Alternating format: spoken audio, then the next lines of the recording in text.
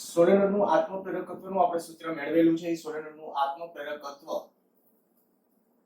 L બરાબર μ0 n² A upon L, અથવા આને મેં આવી રીતે આમ લખેલું હતું μ0 n² કદ. અચ્છા, આના ઉપરથી ખાસ MCQ માટે આપણે કે ગુજકેટ લેવલના MCQ માટે એક આ ધ્યાન રાખીએ, L is proportional to n². L is proportional to A. જો વર્તુળાકાર ગૂંચળું હોય, વર્તુળાકાર ગૂંચળા માટે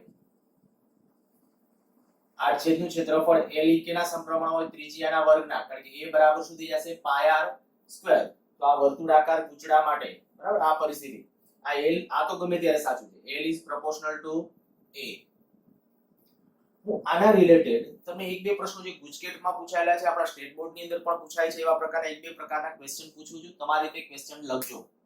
પૂછાયેલો એક ક્વેશ્ચન, એક ગૂંચળાનું આત્મપ્રેરકત્વ 75 મિલી હેનરી છે અને તેમાં આટાની સંખ્યા 500 છે. બાકીના પરિમાણો બદલ્યા સિવાય જો 600 આટાઓ કરવામાં આવે તો તેનું નવું આત્મપ્રેરકત્વ કેટલું? પ્રશ્ન સમજાઈ ગયો હશે. મેં કીધું જ્યારે n બરાબર 500 આટાઓ હતા ત્યારે આત્મપ્રેરકત્વ આપી દીધું 75 મિલી હેનરી. તો જ્યારે n બરાબર 600 આટાઓ હોય તો આત્મપ્રેરકત્વ કેટલું? તો સીધો આનો બાકીના પરિમાણો અચળ, રકમમાં સ્પષ્ટ હતું બાકીના પરિમાણો બદલાય, નકર કે આટા બદલાવાને કારણે જો આપણે કહી શકીએ આડછેદ બદલાઈ જાય, લંબાઈ બદલાઈ જાય તો નહીં. એટલે બાકીના પરિમાણો બદલાતા નથી. બાકીના પરિમાણો બદલાતા નથી. જો બાકીના પરિમાણો ન બદલાતા હોય તો આપણે લખી શકાય L is proportional to n², અર્થાત કે L dash upon L બરાબર n dash square upon n². હવે આ 600, તો 600 નો વર્ગ છેદમાં 500 નો વર્ગ એટલે 36 ના છેદમાં 25, અર્થાત કે L dash બરાબર 36, 25 અને L કેટલું આપ્યું હતું? 75. તો આવતી જશે 108 મિલી હેનરી. તો જો આટાની સંખ્યા બદલાતી હોય તો આત્મપ્રેરકત્વ પણ ખાસી ધ્યાન રાખશું કે આટાની સંખ્યા n વર્ગના સમચલનમાં છે ત્યારે બાકીના કોઈ પરિમાણો બદલાતા નથી. તમને એમ કે એક સોલેનોઇડનું કદ અચળ રહે તેવી રીતે આટાની સંખ્યા છે એ બદલવામાં આવે. સોલેનોઇડનું કદ અચળ રહે. જો કદ અચળ રહે ને તો ખરેખર ડિપેન્ડ કેના ઉપર કરે? તો કે આપણે કદ અચળ હોય તો આની જગ્યાએ આ કદ v અચળ, તો આની જગ્યાએ મારે લખવું શું લખાય? n² upon L². તો પણ L છે કેના સમચલનમાં કહેવાય? n વર્ગના સમચલનમાં કહેવાય. આ મારે લખવું હોય μ0 n² કદ v છેદમાં L². કદ અચળ રહે ત્યારે જો સોલેનોઇડ નું કદ અચળ હોય અથવા અચળ રહે તો આત્મપ્રેરકત્વ L, આ L ને આ બે L વચ્ચે લોચા થશે, આ L છે લંબાઈનો L સ્મોલ l કરી નાખો.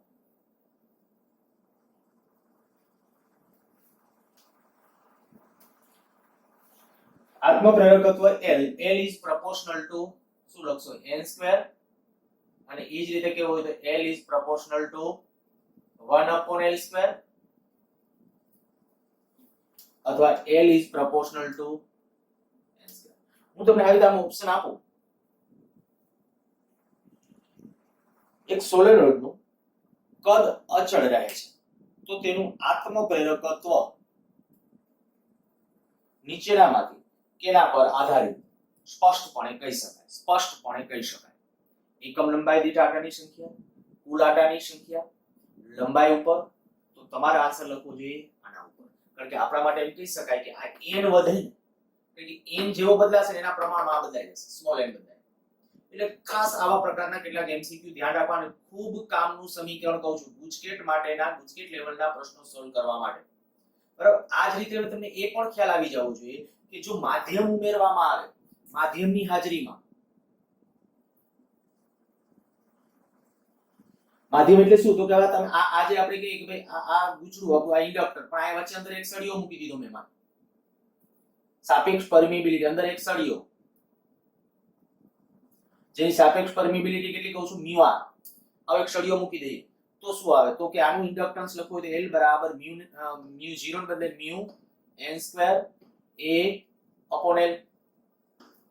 આવડું સૂત્ર લખ્યું છે μ0 n2 a upon L.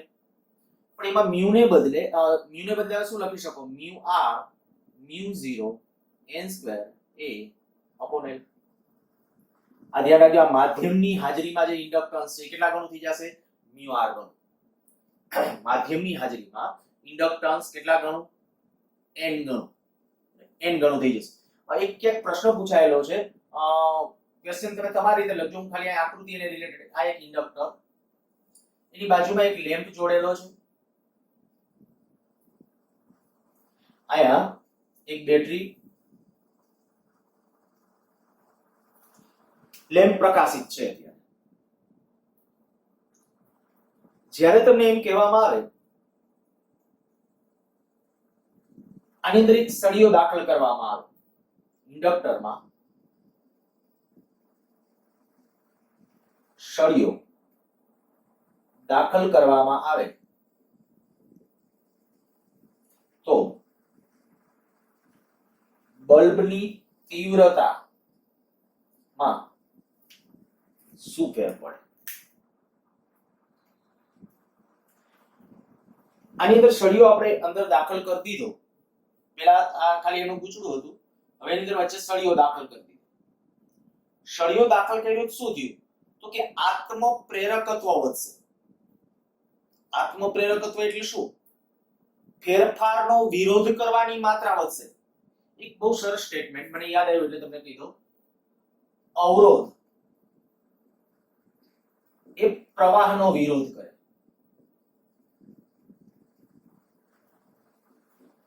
જ્યારે ઇન્ડક્ટર એ પ્રવાહના ફેરફારનો વિરોધ કરે. ખાસ યાદ રાખજો અવરોધ પ્રવાહનો વિરોધ કરે. પરિપથની અંદર તમે અવરોધ જોડ્યો હોય ને અહીંયા અવરોધ જોડ્યો હોય તો સીધો પ્રવાહ ઘટાડી નાખે છે. પણ અહીંયા કઈ સળિયાની વાત ન આવે. અવરોધની અંદર કોઈ સળિયાની વાત ના આવે.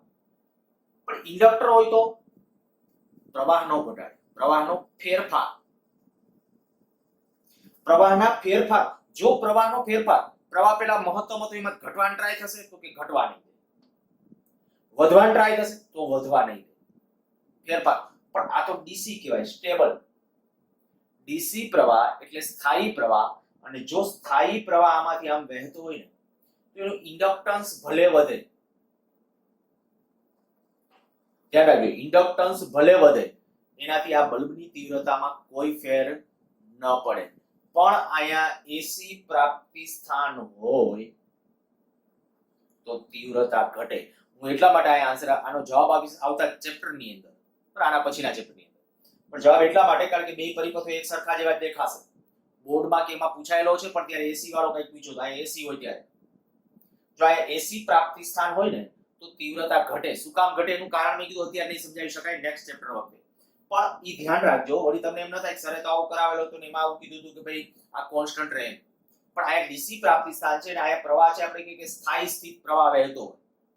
બરાબર આમાં હું ખાસ શબ્દ પ્રયોગ કરી નાખું કે સ્થાયી પ્રવાહ એક માં સેજ ઉમેરવું તો થોડું કહી શકું માઇનોર ફેર પડે પહેલા પણ પછી પાછું સ્ટેબલ થઈ જાય. એટલે આપણે સ્થાયી સ્થિતિ વખતે કોઈ ફેર પડતો નથી. ઇન્ડક્ટરમાં સળિયો દાખલ કરવામાં આવે તો બલ્બની તીવ્રતા સ્થાયી પ્રવાહની સ્થિતિમાં બદલાતી નથી. તો આ વાત થઈ આપણી ઇન્ડક્ટરનું ઇન્ડક્ટન્સ કઈ બાબતો ઉપર આધારિત છે તો કે માધ્યમ, આડાની સંખ્યા, આ બધું પરિમાણમાં આવશે a ને l ને એ બધું. તો પરિમાણ ઉપર આકાર ઉપર એ કહેવાય કારણ કે આડછેદનું ક્ષેત્રફળ એ આકારમાં આવી જાય. લંબચોરસ ગૂંચળું હોય તો એનું આત્મપ્રેરકત્વ જુદું હશે. અહીંયા આપણા માટે અત્યારે આનું છે તો આનું આત્મપ્રેરકત્વ અત્યારે આપણને આ રીતે મળ્યું. સારું તો આ વાત થઈ ગઈ આપણી આત્મપ્રેરકત્વ અને સોલિડ. ખૂબ સરસ થિયરી હતી. અહીંયા સુધી આપણે લાસ્ટ લેક્ચરમાં કહી લીધી. બરાબર લાસ્ટ જ્યાં પૂરું કર્યું હતું એ થિયરીનું સૂત્ર. પણ આ પછી મેં કીધું કે આના એમસીક્યુ વારે ઘણી પૂછાય છે એ પ્રકારના એમસીક્યુ એનું ડિસ્કશન આપણે કરેલું છે. ઓકે આગળ વધીએ.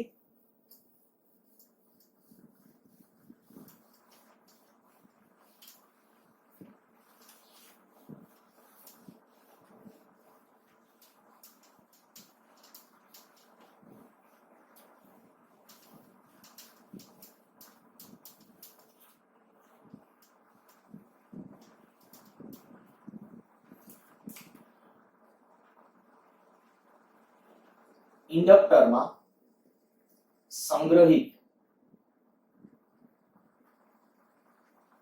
ઉર્જાનું સૂત્ર તારો.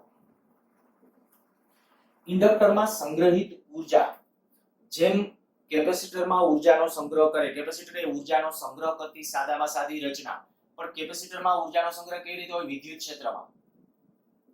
કેપેસિટર એ વિદ્યુત ક્ષેત્રમાં ઉર્જાનો સંગ્રહ કરે,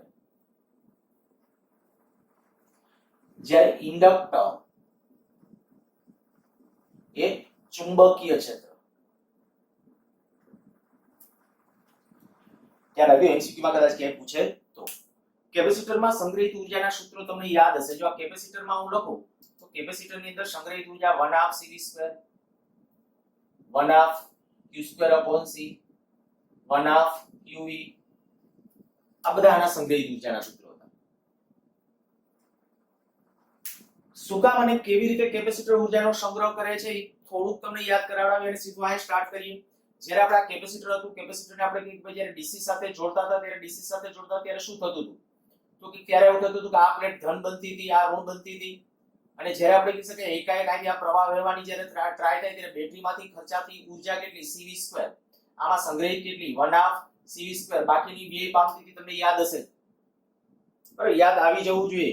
જ્યારે કેપેસિટરને આપણે કીધું કે બેટરી સાથે જોડેલું છે ત્યારે battery work done by battery આવા પરિસ્થિતિઓ ત્યારે લીધી હતી તો ઈ cv2 જેટલું હોય, પણ આમાં સંગ્રહિત કેટલી થાય? 1/2 cv2. બાકીની કઈ ઉષ્મા ઉર્જા સ્વરૂપે વ્યય થાય. કારણ તો કે જ્યારે પ્રવાહ ચાલુ કરો ને એટલે એ પ્રવાહ વધવાનો દર, પ્રવાહ પહેલા વધવાની શરૂઆત થાય ત્યારે કેપેસિટર ચાર્જ થતું હશે, અને ચાર્જ થાય છે એનો અર્થ કે એમાં ઉર્જા સંગ્રહિત થાય છે. ત્યારે બે પ્લેટ વચ્ચે ઉર્જા સંગ્રહિત થાય અને એ વિદ્યુત ક્ષેત્રના સ્વરૂપમાં હોય. અચ્છા, આવી રીતે જ્યારે ઇન્ડક્ટર છે અને ઇન્ડક્ટરને આપણે કહી શકાય કે જ્યારે કોઈ બેટરી સાથે જોડો અને પ્રવાહનો ફેરફાર કરો. જો આ સંજ્ઞા છે ચલ બેટરી, તો કોઈ એક ક્ષણે માની લો કે પ્રવાહ આ રીતે આમ છે, તો આની અંદર મારે સંગ્રહિત ઉર્જા જ્યારે નક્કી કરવી છે તો પહેલું તો એક આ કહીએ કે આની અંદર જ્યારે ઇન્ડક્ટરમાંથી હું પ્રવાહ પસાર કરું, પ્રવાહ વધવાનો ટ્રાય થશે તો બેક EMF બરાબર ઊંધી દિશામાં હશે. પ્રવાહ ઘટવાનો ટ્રાય થશે તો બેક EMF આમ જ હશે. પણ એક વસ્તુ છે કે જ્યારે ઇન્ડક્ટરમાંથી પ્રવાહ જ્યારે ફેરફાર કરવામાં આવે, ઇન્ડક્ટરમાંથી વહેતો પ્રવાહ બદલાય ત્યારે તેમાં બેક EMF ઉદ્ભવે છે. આથી પ્રવાહ વહેવા અથવા પ્રવાહના વહન માટે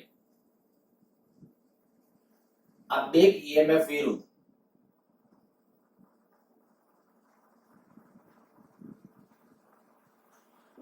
કાર્ય થાય અથવા કાર્ય કરવું પડે.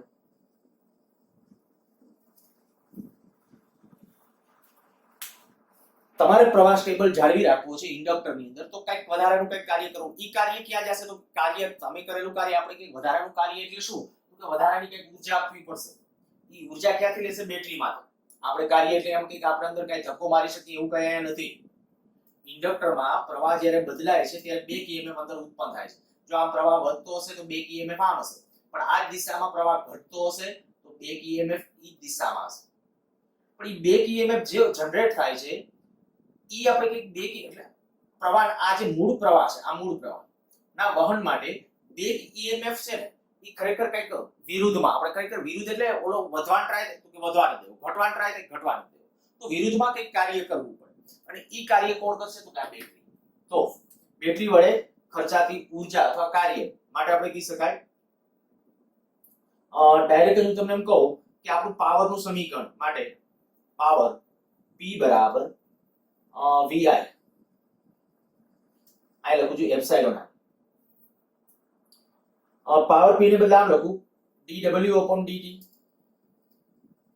બરાબર આને બદલે લખી LdI/dt ઇન્ડક્ટર માટે છે તો dt બે બાજુથી કેન્સલ કરી નાખો તો આવું dW બરાબર LI/dI. આના ઉપરથી મારા આનો અર્થ એવો થાય માની લો કોઈ L ઇન્ડક્ટન્સ છે, હવે એ L ઇન્ડક્ટન્સ એટલે Q, તો આપણે હમણાં સૂત્ર વાત કરી દો, આ ગુચડું હોય સોલેનોઇડ હોય તો એનું ઇન્ડક્ટન્સ LQ μ0 n2 A/L, આ ઇન્ડક્ટન્સ ની વાત છે. આ ગુચડાનું ઇન્ડક્ટન્સ કેમ નક્કી કરવાનું, તો ઓલા પરિમાણો ઉપરથી. તો આ જ્યારે ઇન્ડક્ટન્સ છે, આને L ઇન્ડક્ટન્સ ધરાવતું ઇન્ડક્ટર હોય તેમાંથી I પ્રવાહ વહેતો હોય, અને જો પ્રવાહનો સૂક્ષ્મ ફેરફાર કરવો હોય ને કેટલો di જેટલો, તો કેટલું કાર્ય કરવું પડે, તો કેટલું Li di. મેં આનો સંદર્ભ લઈ અને તમને આ કીધું છે. ફરીથી હું આનો અર્થ કરું છું. L ઇન્ડક્ટન્સ ધરાવતા ગુચડામાં I પ્રવાહ વહેતો હોય અને હવે di જેટલો ફેરફાર કરવો છે, મારે પ્રવાહ વધારવો છે. કેટલો વધારવો છે? di. તો આના આધારે હું એક કહી શકું કેટલું કાર્ય કરવું પડે, dw જેટલું. સમજૂતી બહુ સ્પષ્ટ રાખજો, લખાણ ઓકે, કન્સેપ્ટ સમજવો એટલે બાકી થિયરીમાં કંઈ નથી. ખાલી થિયરીમાં તો આ લખ્યું અને હવે બે બાજુથી ખાલી સંકલન કરશો ત્યાં આપણો આન્સર છે. બરાબર, થિયરીની અંદર કંઈ નથી, મેં કીધું એ પ્રમાણે. પણ જેને ખરેખર થિયરી સમજવી છે, કન્સેપ્ટ સમજવો છે, એના માટે ખૂબ કામનું પરિણામ. કાર્ય કરવું પડે છે. ક્યાં કાર્યની હું વાત કરતો હતો કે ભાઈ ઇન્ડક્ટરમાં કોઈ એક ક્ષણે I પ્રવાહ વહે છે, એ ઇન્ડક્ટન્સ ધરાવતા ઇન્ડક્ટરમાં I પ્રવાહ વહે છે, એ પ્રવાહ મારે બદલવો છે. કેટલો બદલવો છે? માની લો di જેટલો નાનકડો પ્રવાહ બદલવો છે, તો કેટલું કાર્ય કરવું પડે, તો આટલું કાર્ય બદલવું પડે. એટલે આનો અર્થ એ થયો, આ પૂછી નાખું છું,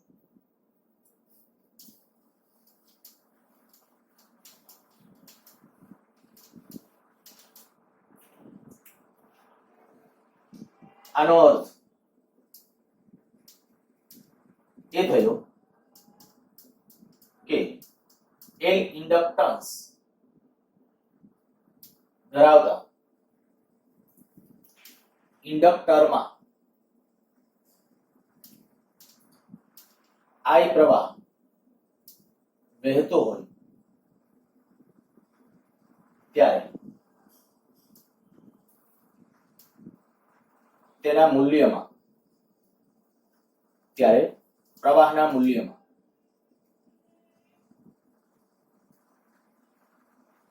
di જેટલો ફેરફાર કરવા Li di જેટલું કાર્ય કરવું પડે. હવે કદાચ સ્પષ્ટ થઈ ગયું હશે. મેં આ સ્ટેટમેન્ટ એટલા માટે તમે જ્યારે વાંચો ત્યારે તમને યાદ આવે. લખવા માટે કદાચ ટેક્સ્ટ બુકનો ઉપયોગ કર્યો કાંઈ વાંધો નહીં, ટૂંકું તમારી રીતે લખી નાખજો. સીધું આપણે કે કાર્ય કરું, આપેલા એક ઉલ્લેખ કરો, બે પીએમએફ વિરુદ્ધ કાર્ય કરવું પડે ઉલ્લેખ કરવાનો, પછી પાવરનું સીધું સમીકરણ લખી અને સીધું આ સાથે સરખાવી સંકલન કરી નાખજો, ચાલશે. પણ અર્થ ક્લિયર હોવો જોઈએ કે ભાઈ આ કાર્ય કરવું પડે છે કેમ ખબર પહેલા. તો કે દેખીતી વાત આવી, પાવરનું આપણે જે સમીકરણ કોઈ એપ્સિલોન આ એમાં આ p ને બદલે dw/dt, dw નો સૂત્રનો કરતા બનાવ્યો એટલે dt dt બે વખત કેન્સલ. આનો અર્થ શું થયો? L ઇન્ડક્ટન્સ ધરાવતું ઇન્ડક્ટરમાં I પ્રવાહ વહેતો હોય, ફેરફાર કેટલો કરવો છે? di, તો કાર્ય કરવું પડે Li di. તો આમ આથી ઇન્ડક્ટરમાં પ્રવાહ 0 થી I સુધી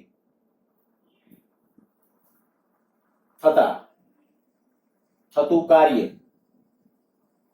ઈ કાર્ય w કહો તો ઇન્ટિગ્રેશન 0 થી I Li di. L અચળ I²/2 લિમિટ પાછી આપો 0 થી I, તો આપણું પરિણામ આવી ગયું 1/2 Li. જો આ જે સમીકરણ આ કેપેસિટરમાં સંગ્રહિત ઊર્જા જેવું જ છે,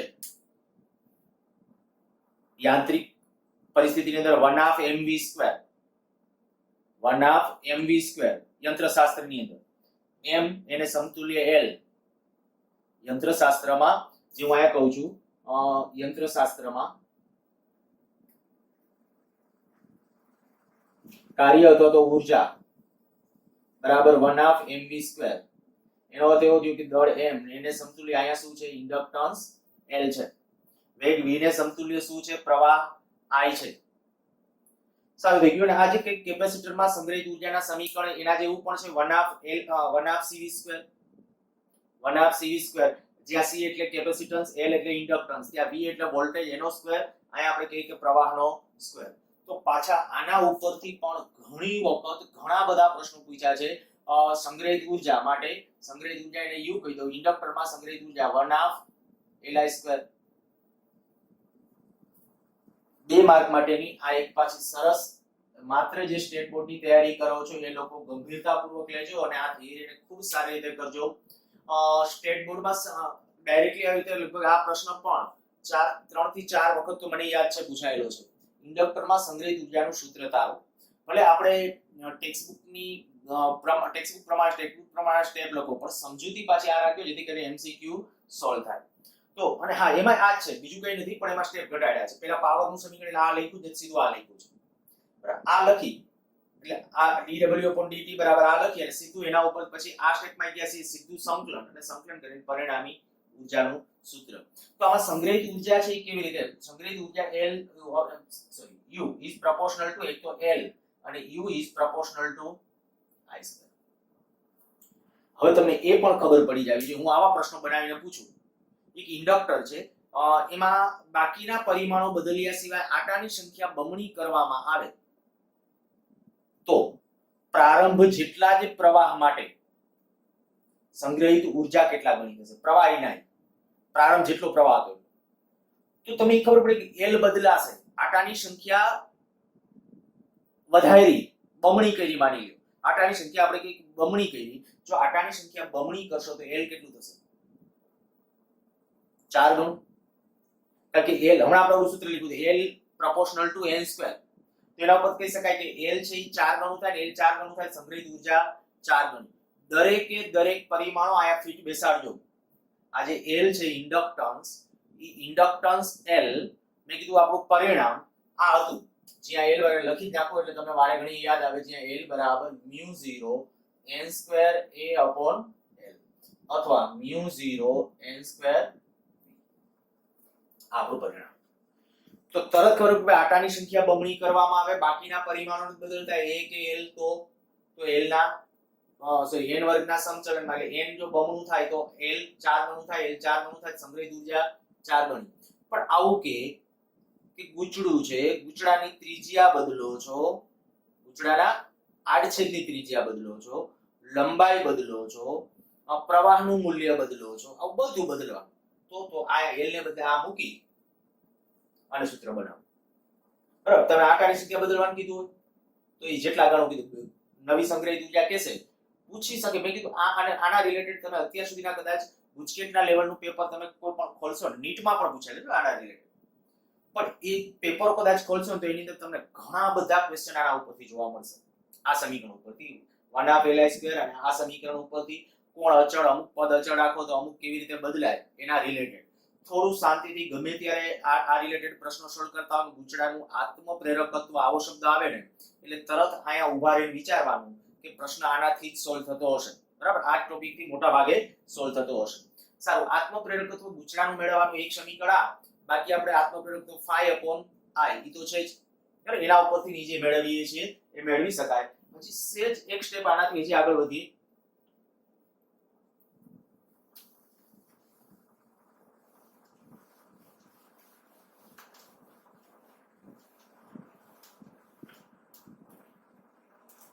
હવે જે લગભગ કરું છું ને એ ઉદાહરણમાં આપ્યું છે 99%. તમે છતાંય ચેક કરી લેજો. ઉદાહરણ 10 6.10 ઇન્ડક્ટરમાં સંગ્રહિત ઉર્જા ઘનતા. હું રેડિંગ આવું આપી દઉં છું એટલે થિયરીમાં કદાચ પૂછી શકે. ઇન્ડક્ટરમાં સંગ્રહિત ઉર્જા ઘનતા નું સૂત્ર. હવે જો ઉર્જા ઘનતા, તો ઉર્જા ઘનતા એટલે શું થાય? ઉર્જાના છેદમાં કદ. જ્યારે આપણે સોલેનોઇડ લઈએ છીએ, આ સોલેનોઇડ લંબાઈ L, આડછેદનું ક્ષેત્રફળ એ, આટાની સંખ્યા n અથવા ત્રિજ્યા લીધી હોય તો એ રીતે. તો અહીંયા ઉર્જા ઘનતાને જો હું ρe વડે ρb વડે દર્શાવવા, ચુંબકીય ક્ષેત્રમાં ઉર્જા ઘનતા છે ને ρb 1/2 Li² અપોન આનું કદ કેટલું a * L. આનું કદ કેનું આપણે કદ તરીકે લખ્યું કેમાં? જો ઇન્ડક્ટરમાં સંગ્રહિત ઉર્જા ઘનતા. ઉર્જા ઘનતા એટલે શું? ઉર્જાના છેદમાં કદ.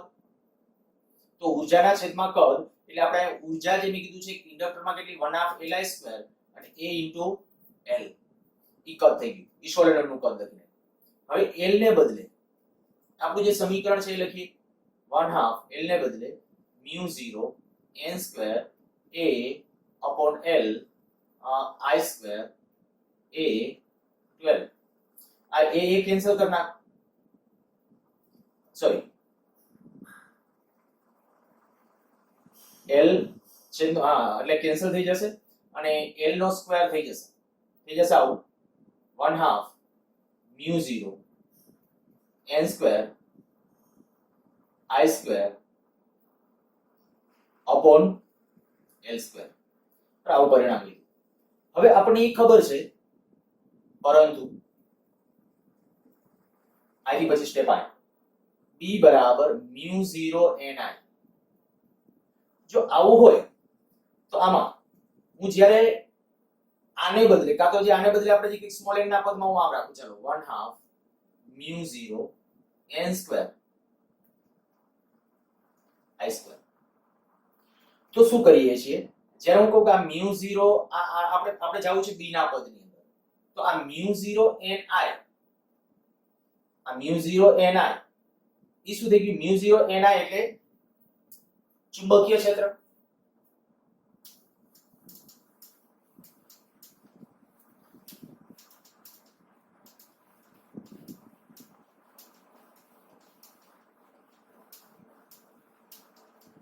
જો ખાલી આપણે કહ્યું તો શું કેટલું જ તો કે પદ ખાલી આટલું જ 1/2 Li સ્ક્વેર એમાં L ને બદલે કિંમત મૂકી દીધી છે I સ્ક્વેર આ પદ a L લખી નાખ્યું છે. હવે ખાલી આપણે આપણી રીતે સાદુરૂપ આપી જાય μ0 n સ્ક્વેર અને I કીધું એ પ્રમાણે આ એક મૂકી એટલે a કેન્સલ થઈ જશે L સ્ક્વેર થઈ ગયું n સ્ક્વેર L સ્ક્વેર એટલે આની જગ્યાએ n સ્ક્વેર લખી શકો. અને જો એવી રીતે લખીએ છીએ તો હું આને બદલે I ના પદમાં જો ટ્રાન્સફર કરવું હોય તોય છું આપણે જે રીતે સાદુરૂપ આપવું એ આપણા ઉપર છે આપણી છું μ0 n આપણે એક કામ કરીએ μ0 ને બદલે ખાલી સૂત્રનો કરતા બનાવી દો અને એની જગ્યાએ કિંમત મૂકો તોય ચાલશે. તમને કેપેસિટરમાં સંગ્રહિત ઊર્જાનું સૂત્ર ખબર છે કેપેસિટરમાં સંગ્રહિત ઊર્જાનું સૂત્ર છે 1/2 એપ્સિલોન0 E સ્ક્વેર. એટલે ચુંબકીય ક્ષેત્રમાં છે ને આવું આવશે સંગ્રહિત ઊર્જા ઘનતા ρ b 1/2 μ0 E સ્ક્વેર આવું પરિણામ જોજે તો તમને એ તો અંદાજ આવી જ જાય છે કે ભાઈ આપણું પરિણામ છે ને આપણે ઓલા પદમાં જો જવું હોય તો આ b સ્ક્વેર કરવો હોય તો ખાલી μ0 આવું કરી નાખો તો હું આના ઉપર આમ લખી નાખું ρ b બરાબર 1/2 μ0 square n square I square upon μ0 તો આના ઉપરથી આપણે શું લખી શકશું b સ્ક્વેર upon 2 μ0. આ સંગ્રહિત ઊર્જાનું સમીકરણ જે કેપેસિટરમાં શું હતું કેપેસિટરમાં સંગ્રહિત ઊર્જા કેટલી હતી 1/2 એપ્સિલોન0 E સ્ક્વેર બરાબર. કેપેસિટરમાં સંગ્રહિત ઊર્જા હતી 1/2 એપ્સિલોન0 E સ્ક્વેર. ચુંબકીય ક્ષેત્રમાં કેટલી 1/2 b સ્ક્વેર upon μ0 અથવા b સ્ક્વેર upon 2 μ0. ટૂંકમાં ઓલું સમજી લ્યો આ 1/2 એમ આ 1/2 અને એપ્સિલોન0 ને સમતુલ્ય શું લખાય 1 upon μ0 બરાબર. વિદ્યુત શાસ્ત્રમાં આપણે જે લખતા અહીં એપ્સિલોન0 તેને બદલે શું લખાય 1 upon μ0. તો આ શું કીધું એપ્સિલોન0 ને બદલે 1 upon μ0 અને આ E સ્ક્વેર હતું એને બદલે E સ્ક્વેર. તો ચુંબકીય શાસ્ત્રનું સમીકરણ થઈ ગયું. તો આ થઈ ગયું આપણા માટે ઇન્ડક્ટરમાં સંગ્રહિત ઊર્જા ઘનતાનું સૂત્ર જે ટેક્સ્ટબુક નું ઉદાહરણની અંદર જો ઉદાહરણ એ રીતે રકમ એમાં રકમ લખી છે બરાબર એ રીતે રકમ અથવા મેં કીધું થિયરીમાં પૂછે કે સંગ્રહિત ઊર્જાનું સૂત્ર લખી સંગ્રહિત ઊર્જા ઘનતાનું સૂત્ર તારવો સાદુરૂપ કઈ રીતે આપો છો એ બહુ અગત્યનું નથી.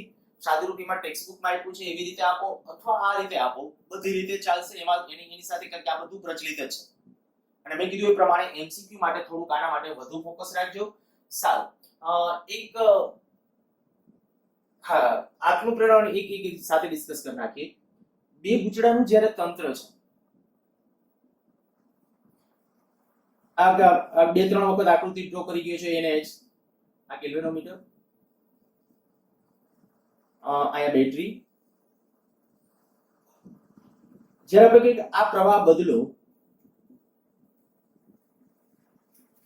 આની સાથે ફ્લક્સ સંકળાય અને પ્રેરિત EMF મળે ત્યારે હું તમને એમ કહું કે અહીંયા આ ગુચડામાં ઉદ્ભવતું પ્રેરિત EMF અને આ ગુચડામાં ઉદ્ભવતું જોજો શું હું પરિસ્થિતિ સમજો આમાંથી પ્રવાહ પસાર કરું છું આમાં પ્રવાહ પસાર કરું એટલે આની પોતાની સાથે સંકળાયેલ ફ્લક્સમાં ફેરફાર થાય કે નહીં આની પોતાની સાથે સંકળાયેલ ફ્લક્સમાં ફેરફાર તો એમાં આત્મપ્રેરિત EMF ઉત્પન્ન થશે અને ઈ પ્રવાહના ફેરફારને પરિણામે આની સાથે સંકળાયેલું ફ્લક્સ પણ બદલાશે અને આમાં પણ પ્રેરિત EMF મળશે. તો આયા જે તમને જે પ્રેરિત EMF મળે એને તમે અન્યોન્ય પ્રેરિત EMF કહી શકો. હું ખાલી એક જ સ્ટેટમેન્ટ માટે આ ખાલી મેં લીધું છે. સ્ટેટમેન્ટ કયું તો કે અન્યોન્ય પ્રેરિત EMF જે મળતું હોય ને એની અંદર આત્મપ્રેરિત EMF હોય જ, હોય કે નહીં? આ જે અન્યોન્ય પ્રેરિત બે ગુંચડાનું તંત્ર, તો એકમાંથી પ્રવાહ પસાર કરી એમાં ફેરફાર કરો એટલે આત્મપ્રેરિત તો ઉત્પન્ન થાય અને થાય જ. ત્યાર પછી બીજા ગુંચડામાં અન્યોન્ય પ્રેરિત EMF ઉત્પન્ન થાય. સારું, અહીંયા અટકાવીએ છીએ. વધુ આવતા લેક્ચરમાં.